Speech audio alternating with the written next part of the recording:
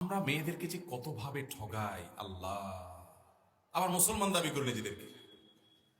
আরেক ফ্যামিলির মেয়ে ওখানে বড় হয়েছে, আপনার ফ্যামিলির সাথে অনেক কিছু ম্যাচ করবে না, অনেক কিছু মিলবে না, আপনার চাওয়া অনেক কিছু পূরণ হবে না। আরে ভাই, আপনার চরিত্র যে হেফাজত করছে ভদ্র মহিলা, এই ঋণই তো আপনি শোধ করতে পারবেন না সারা বছর।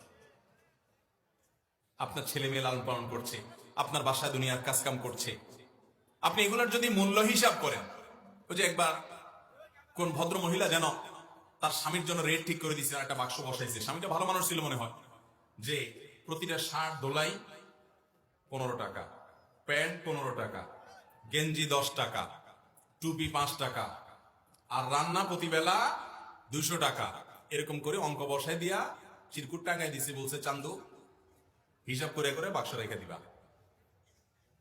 আসলে আপনি যদি চিন্তা করেন, আপনার বাসায় যত কাজ আপনার স্ত্রী করে দেয়, এগুলো এগুলো আপনার জন্য অনেক বড় অর্জন। এটা তো আপনি অনেক বড় প্রাপ্য তার কাছ থেকে পাচ্ছেন।